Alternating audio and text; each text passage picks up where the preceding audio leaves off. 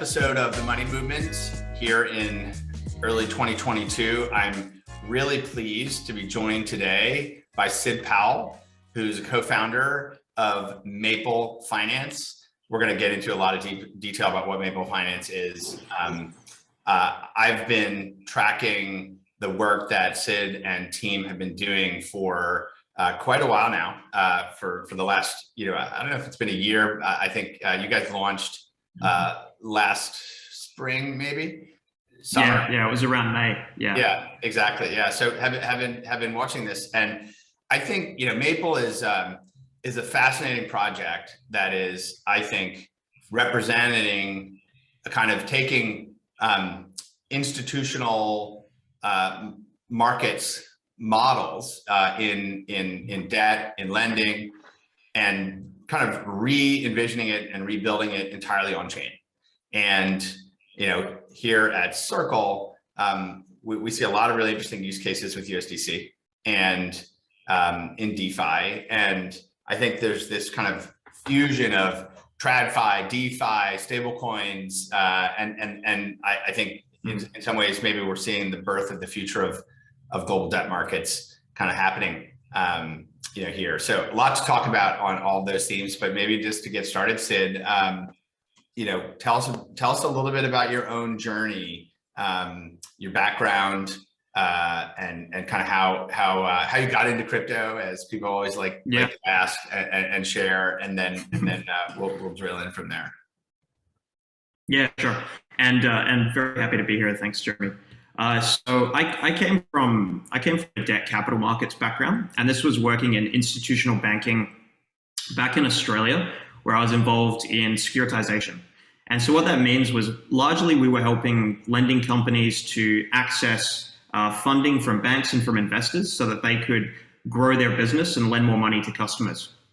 So I was doing that for a while, but I was always more interested in kind of working with the entrepreneurial builders who were our clients. And then I eventually had the opportunity to go across and actually join a commercial lending fintech and to help them raise capital so that they could grow their own business. And it was being on the client side and actually having to go through the process of working with banks, working with investors to try and borrow and access debt capital markets as a customer to support our growth that, I became very conscious of the process hasn't really changed in about 30 years.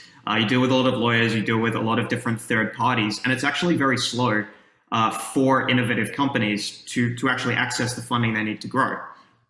And so this was around about early to mid 2018. We started learning about smart contracts. And that was actually where I met my co-founder.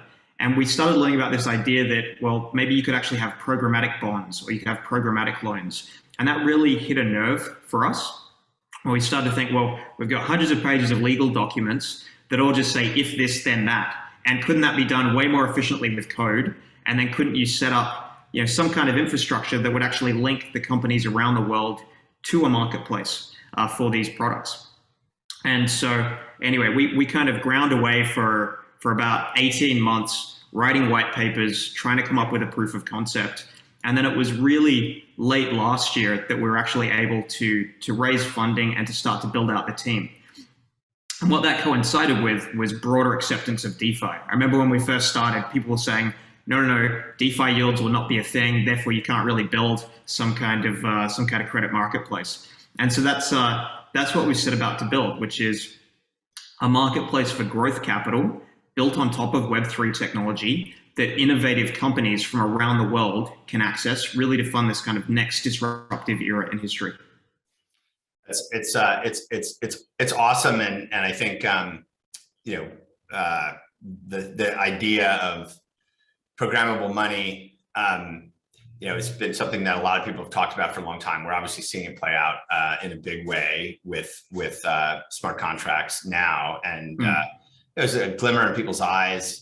I remember, when we founded Circle in 2013, like this was like the thing that got me really excited. And actually, in the early days in our original Series A presentation, it was like, you're going to be able to have programmable smart contracts, and we envisioned like stable coins, like what we thought they weren't possible then, but we were thinking about it, and And specifically the idea that entrepreneurs or people who create value, who want to securitize their value creation in some form and efficiently put that into an internet capital market with the frictionless, ness of the equivalent of like setting up a shop on Alibaba or on Amazon, like that was inspiring. It was like, okay, that's going to become possible. And I think, I remember we'd have board meetings and,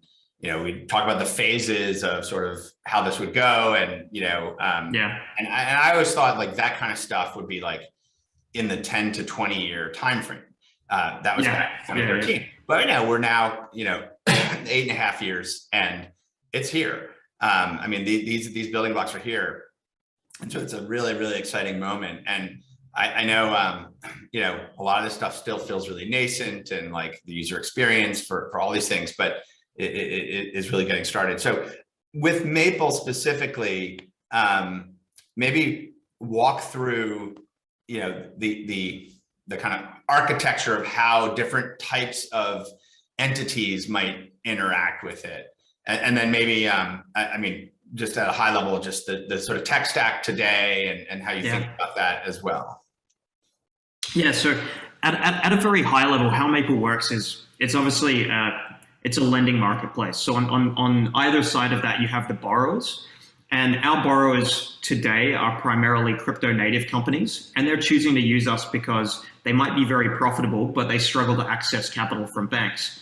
And that's because the space still largely has a bit of a reputational risk around it for traditional lenders, where they kind of view it as akin to alcohol, firearms, and tobacco, for lack of a better analogy. So that's one side of the marketplace, and they're borrowing from on-chain pools. And the way I think about pools is that they really provide the infrastructure for this kind of on-chain lending business. So you can think of a pool similar to like a debt fund or an OTC lending desk. And what's different about Maple is that each pool is a manager, and this is a sophisticated underwriter. Often it's a fund manager or an asset manager or a team with fixed income or banking experience. And what they're doing is they're talking to the borrowers, assessing the nature of their business, and then vetting that they can repay the loans. And then they approve these loans to go out on-chain from that pool. And then the funding for the pool has come from the lenders. So you've got three parties on our systems. You've got the borrower, the delegate who's managing a pool, and then you've got the lenders. And the lenders are largely institutions who want to get a yield on their stablecoins. So that's a perfect use case for USDC. And other component is, of course, how we manage risk on the platform, and that's done through staking a reserve to the right. So there's lots to break down there. But no, it's fascinating. So I mean, I think a lot of people who are familiar with DeFi, think about it as, okay, here's a way that like, traders do margin borrowing to do more trading, right? And there are obviously exceptions to that. A lot of this like over collateralized crypto collateral borrowing to do things. That's one very large, use case. There are certainly people who are, kind of margin borrowing to buy a car or a house or whatever. Retail level stuff. But I think the idea of a debt market where there's a marketplace and where you're organizing, a market structure, which has actually got some similarities to existing debt market structures. So you're creating a debt market structure, and this idea of, when people think of pools, liquidity pools, yes, people know that anyone can come in and be an LP in a DeFi protocol, but here in Maple, it's really different. Like a pool manager, I guess you call it a pool delegate or what have you, is really a professional debt investor and underwriter, right? So you're creating confidence on top of this. You happen to be organizing all of it on chain, right? So it's everything is transparent and on chain. The actual funds, if there's going to be collateral, everything's on chain, right? So unlike with the legacy financial system, which is just like a bunch of paper docs fly over a wall and then the wire goes, okay, what's going on? This is just, more auditable, more transparent, more secure in many respects. But that kind of creating that intermediary of a professional manager, in a sense, is like a really significant difference between the way you're building these lending markets compared to general open kind of DeFi lending. But on these, I see like Alameda and Block Tower and Maven 11, like some great players in the space who know a lot and are sort of able to utilize that capital really, really efficiently. And so if you're in the market and these players, you're like, okay, yeah, I'm willing to lend to Alameda because they're brilliant and they have this incredible track record. Everyone knows them and everyone knows they've got a strong balance sheet. But like, how does that scale to 1,000 pools? And are you envisioning other mechanisms of information that become available to the marketplace, just like risk and reputation in eBay in the classic example, or on Amazon, third-party sellers, or whatever the right analogy is? How do you think about scaling that so that the average person or institution is sort of facing? Is that just time and reputation, or how do you think about that? Yeah, I think scale comes from two areas. So it's going to be, first of all, the way that our protocol scales is that we would need to add more pool delegates, and pool delegates can then functionally add more pools. And you could think of each pool being able to pursue its own strategy, whether it be targeting a particular industry. So I'd say right now we have a fairly high representation of, crypto financial institutions, market makers, trading funds, arbitragers. But you could also see, an industry a pool that might be targeting the tech industry or SaaS companies. Yeah. Or you could see a regional focus there where it might be Southeast Asia or a European exposure or North American. And so that helps us scale the number of pools, and it helps us capture more kind of lender preferences where they might not want just a mono exposure or a largely diversified exposure to every company in the space, but they want to select a specific industry. And to that end, I think it's the information about the pool delegates underwriting. So it's like you might evaluate, Vanguard or any other kind of like fund manager in that respect, but you would want to see how well they've performed in terms of underwriting, defaults, NIM generated, that kind of thing. And so I think that's one element. That data is effectively on chain, right? It is. Because all the funds flows are done on chain with stable coins, mostly, or whatever. And so you have all of that, right? You're not relying on third-party assurance, so to speak. Yeah, exactly. And then on the flip side of that, then you have more kind of borrower-specific information. And borrowers really like the product because all of their loans and loan performance history are on chain. So they can transparently show, hey, we've repaid 5 loans with perfect payment history. And so over time, that helps them build a better, creditworthiness profile, credit score, so to speak, and then they can borrow on better terms. And these are things that otherwise would have been totally private within the private placement market. Right. It never would have been legible. Right.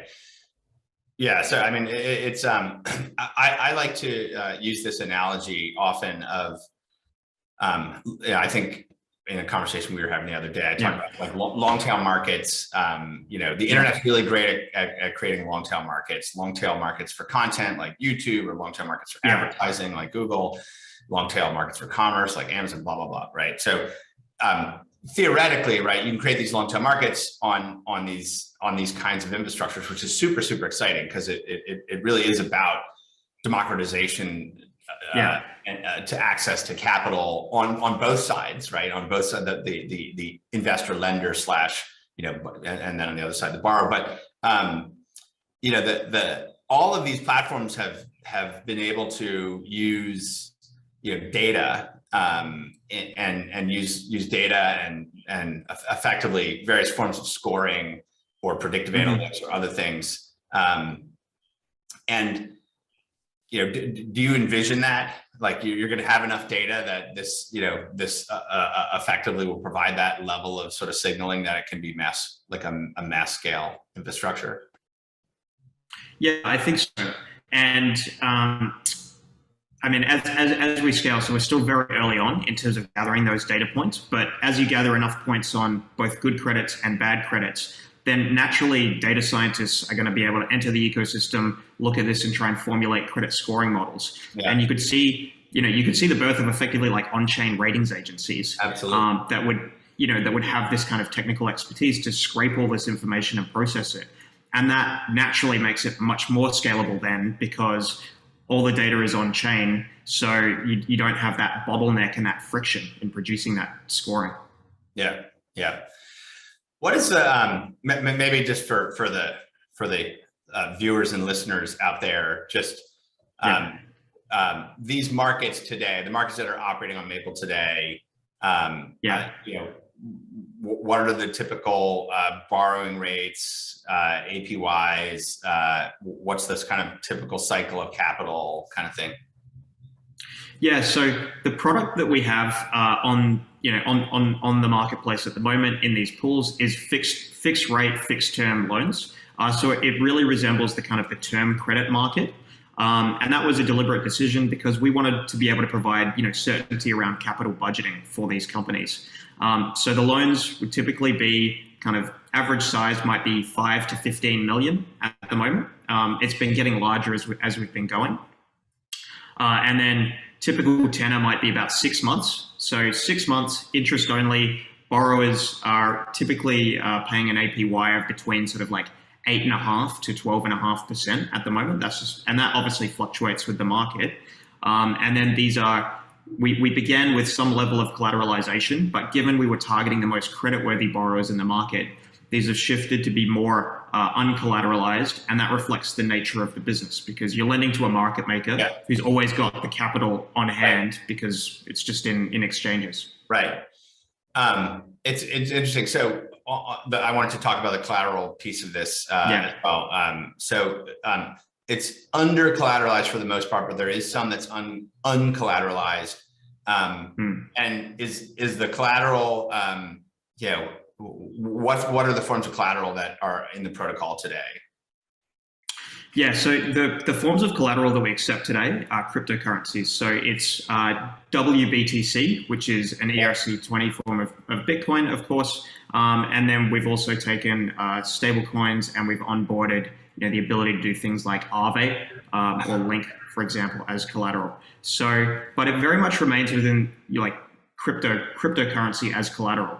Yeah. And that partly reflects the thinking that, like, yes, real world assets are a larger total addressable market, but that the need for them wasn't really burning. Like the people who could borrow on good terms already were. So you would have had to go out on the credit risk curve to support real world assets at present.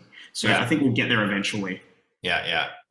And is the collateralization, is that a decision that the pool delegate is making? So yes. Yeah. So that kind of quote unquote underwriter is sort of making that determination on. Yeah. So they bilaterally negotiate things like price and collateral level with the borrowing client as they due diligence them, and that was something that was a deliberate design decision. We wanted the pool delegate. We really see ourselves as infrastructure for people to run lending businesses, fixed income asset management, and OTC lending desks. And we trust that those pool delegates have the expertise. We, of course, due diligence them and their processes before they get whitelisted, but we wanted to have that diversity in the ecosystem. Yeah. There's sort of a lot of markets that you can go after. And clearly getting anchored in, kind of, let's just call it crypto capital markets participants there's a real need, the volumes are higher, et cetera. How self-service is the protocol today versus kind of needing to kind of be whitelisted into being in different roles on it and things like that.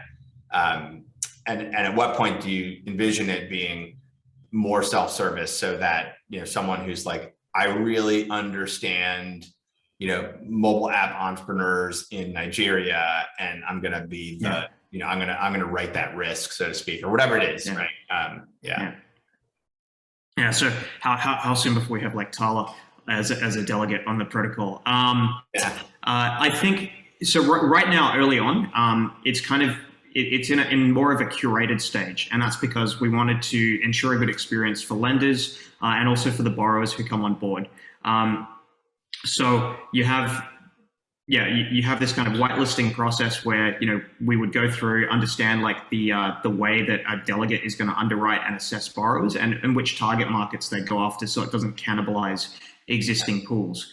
But as we scale up, we want that to be more self-service, where a pool delegate could say propose themselves, and then it could be approved by governance. And that's really like part of this pathway to like progressive decentralization of the protocol. It's a good tie-in to the broader kind of Maple architecture, and I think the existing concepts of like there's a bank that facilitates all this, or there's an ATS that's like a specific market for certain bucket of debt instrument trading or OTC markets like that, and there's lots of analogs that are out there. But Maple is a DAO, and the Maple token and the protocol are governed. And that it sounds like, as you're describing it, that governance is going to play a significant role in kind of determining how, what kinds of market participants get involved, how this grows, et cetera. Maybe you could just walk through the mechanisms that are there today. What is that today? And then, maybe walk me out 18 months from now, and what you're envisioning, what kind of coordination is happening and what kind of decisions are being made, and how's that, growing the market? Yeah, it's an interesting question, because the level of decentralization of various DeFi protocols in the communities comes up all the time. And I think you've seen at the far end of one spectrum, you might have total on-chain governance at the moment. And that's really suitable, where you might have a limited number of parameters that need to change, and otherwise the protocol is totally permissionless. But in the case of Maple, it's like there is a bit more complexity, because you're making decisions on, say, bringing in a trusted party, like the manager or the delegate running the pool. And so the level of decentralization that we've got in place at the moment is that there is a multi-sig controlling that DAO wallet, or the DAO wallet or address has the treasury funding, and then it also has the ability to change settings, be it fees, lockups, or pause the protocol for security reasons. So that's decentralized away from core team and involves members of our cap table. And then I think over time we will add community members to that multi-sig. But then the way that it makes decisions to reflect the will of the community is that we poll the community in voting proposals. And so we have Maple improvement proposals. So it would receive a write-up in the community forum. It would need to get endorsement, and then there's a 7-day voting period that's opened, where people who hold a specified percentage of the token can vote. So it's kind of, it's a bit of a crude implementation at the moment, but as it increases in sophistication, you would see things like full implementation of Snapshot, where it's token weighted voting rather than just a person gets a vote when they satisfy a minimum level. And then as we progress, you'd start to see that proposals are actually queued in as upgrades to the code, or actual changes to the settings, and those are just voted in, where the voting actually triggers the implementation. So that's kind of the path to where you get to, I think, over 18 months. But I think it's actually really important that communities have. I don't think you can have a vote on everything. It's inefficient. It detracts from the idea of product vision and design decisions. So I think the way I would see it working is that effectively the community might elect multi-sig holders who would kind of represent, good governance, and then they would choose, operational managers who then make the executive decisions day to day and staff out the team that you need to make the decisions that you just, you don't want to be voting on all the time.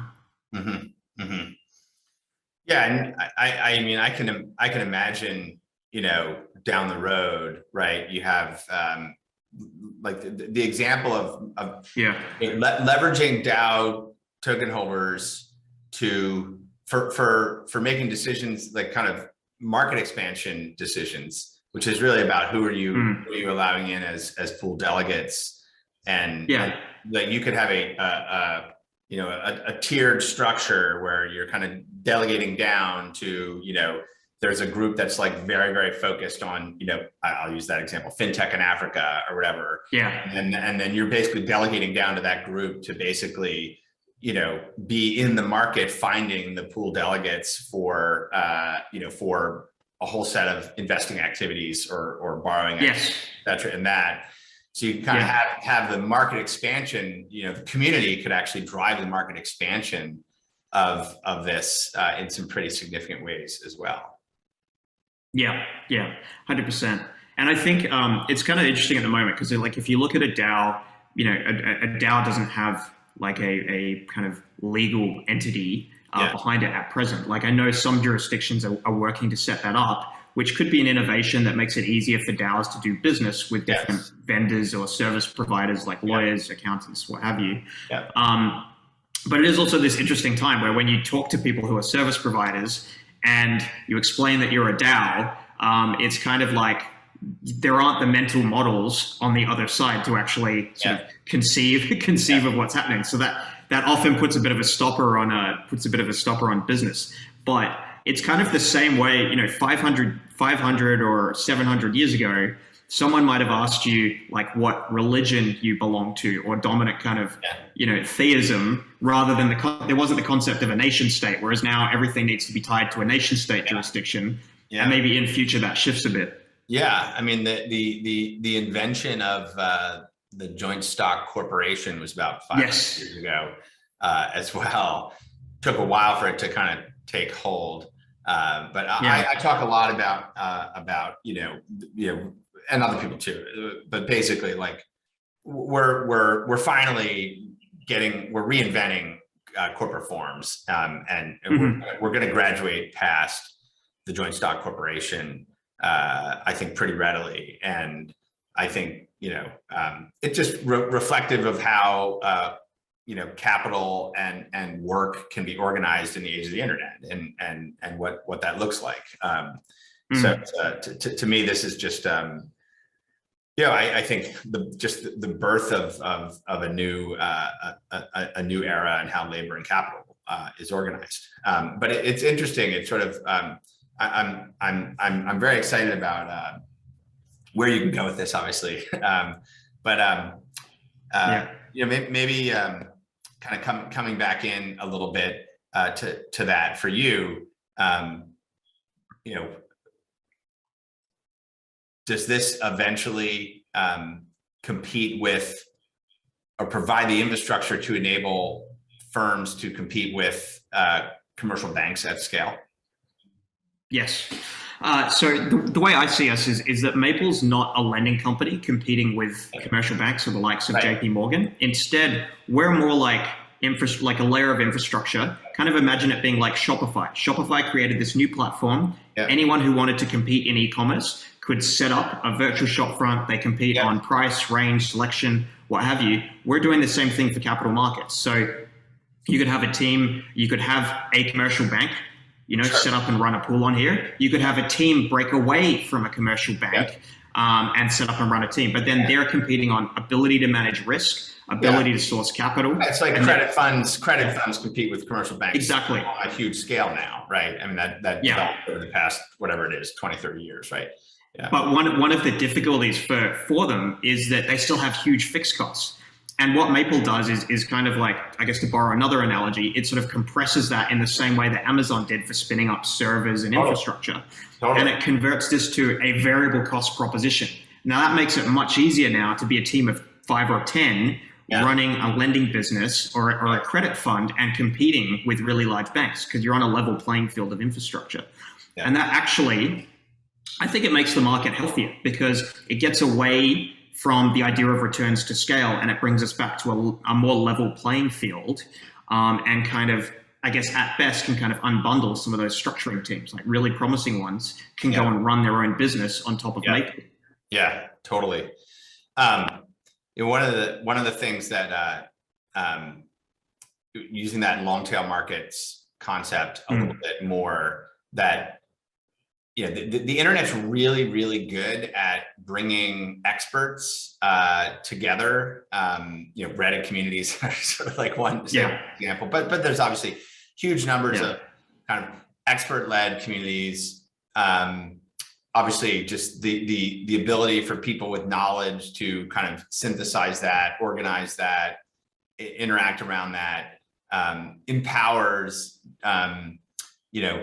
decision making and understanding, far more sort of decentralized and far more open kind of models. And when I think about long tail capital markets, it seems like kind of taking a little bit of that and finding ways to structure that in tooling that supports these, call them pool delegate formation or whatever on Maple terminology.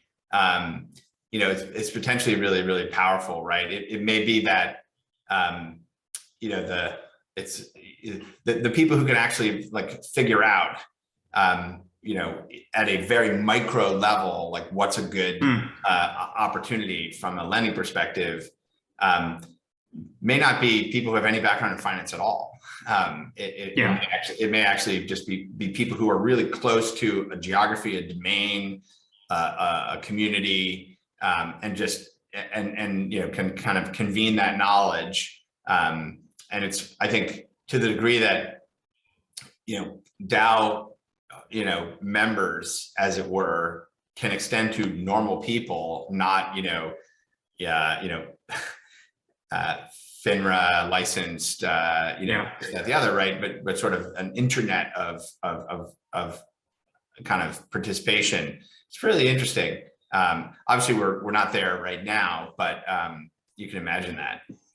We'll get there over time. And I like that idea of the long tail, because, I mean, one thing Tim Ferriss has talked about before is like the idea of finding 100 true fans to kind of run like an internet business. Now, as a lending company, like let's say you're part of JP Morgan or Fortress Group or something. Now, maybe you can't find 100 SaaS companies within a specific niche in, like North America. And so that then means you can't find a market. But across the breadth of the internet, you might be able to find 100 of these SaaS companies. Yeah. That's enough to set up and run a pool around if you have the expertise there. Yeah. And that's how we can serve the kind of the long tail of these companies that are kind of, building out the future there. Yeah. And you can run a durable business. Yeah, I mean, theoretically, right? I mean, someone who's organizing $5,000 loans and doing that, a whole bunch of those, I mean, the unit economics will work, right? And it doesn't have to be, that's the scalability model. And I use with long tail markets in other areas, like I can be like I make, I don't know, 50 grandfather clocks a year, and I sell them on Amazon. Yeah. I sell them on Amazon because people, and you go to my website, you learn about them, you click through to Amazon, and Amazon gives me my logistics, but I only sell 50 of these things. And it's my passion, and it's what I do. And you know what? I can go to Google and I can actually, buy ads that, target, income holders in these cities with this, of people who are likely to want to buy original grandfather clocks or whatever. And I can find that person and I can efficiently reach them because I have self-service tools and the ability to kind of match that. And so it's that sort of level of what's happened in commerce. It's just like bringing that to capital, basically. Yeah. I mean, the core things that infrastructure like this help with are kind of that discovery function. I mean, as you said, like if you're making those grandfather clocks, but you can use targeted ads to acquire customers, right? Massively lower customer acquisition costs. And it's the same for someone running one of these. You could have a pool delegate that just just goes out on Amazon or goes out on the Sidneys. I'm going to find ways to, lend to product categories that I think could expand because I think that they have a great product and I want to get behind them. And so, there's so many ways that can be brought together. Yeah, 100%. And we've also seen interest from the kind of the fintech lenders in other regions who have expertise. So they might actually see us as a wholesale capital market where they could borrow, like $50 or $100 million and then start parceling that out in smaller loans. Yeah. And that would be akin to what I used to be doing in institutional banking, finding those players. Totally. Yeah. So it works in that way as well. One of the things that we've been thinking a lot about is, in DeFi, in on-chain finance, let's just call it, whether it's a peer-to-peer payment or participating in a market, or even just like showing up with my wallet to a game and wanting to get some virtual goods or whatever, like all these things on Web3, but very much when you get into capital markets, right? There's this huge issue of identity and, how to create a way for, entities, whether they're individuals, households, firms, whatever, for entities to kind of prove themselves and then have protocols be accepting of those kind of proofs. How do you think about identity and kind of credentials tied to identities being critical to how a protocol and an infrastructure, even the DAO itself, can scale? I think it would be a massive unblocker to scaling, and there's a couple of reasons for that. So the largest institutions won't participate in DeFi over concerns about compliance, AML, KYC, that kind of thing. Yep. So the ability for identity to be managed in a productized way, because currently it's done manually by almost every participant in the space. So the ability to productize that then means that it can be built into user flows, just like a login or authentication. And for DeFi to really grow its volume significantly, I think you need to see more institutional participation, and that will come as if you can solve this idea of identity and KYC and compliant usage or participation in these protocols. We launched our two most recent pools were permissioned, and that was a very deliberate decision so that we could access more participation from larger institutions, which we see as really core to driving growth on the platform. But we have to KYC all of them. Yeah. And so if some wallet showed up and you're like, oh, okay, whatever, Circle or Coinbase or FTX or whoever has basically done the identity, checks on this and is a known institution or whatever it is, like your protocol can say, okay, I'm comfortable with, entities that have that, and maybe there's a way if there's a compliance reason to do a information exchange or whatever or something. Yeah, 100%. And if you can, so like the idea of having, like identity that sits at the wallet level and that it's been done by somebody, done by a verified issuer, it just significantly eases the friction of onboarding. And that's when DeFi starts to become just like a much better user experience, which is something that everybody always cites as like the reason that DeFi is not taking off. Yeah, and not only is it a better user experience, it can still preserve security and privacy in ways that are even better than how the existing financial system works. Yeah. But yeah, I mean, it unlocks comfort at an institutional level and then ultimately down to the individual level of comfort to use this infrastructure. I think, well, we all will stay tuned for improvements that happen around that.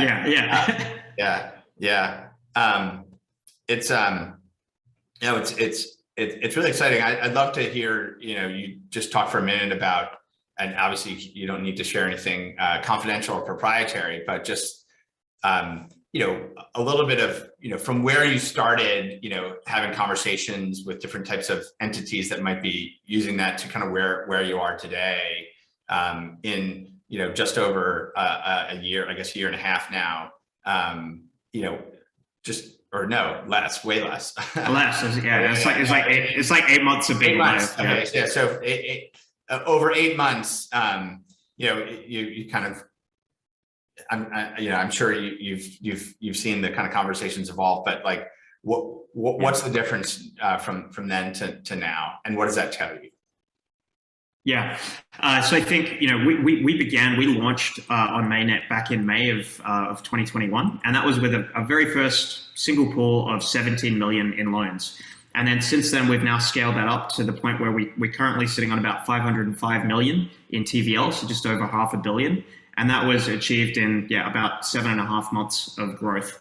And we've now spread out to having 4 pools. But I would say the change that has occurred in the conversations is, one, the Lindy effect. So seeing is believing. It was a lot harder to even get a foot in the door with these conversations before we were live.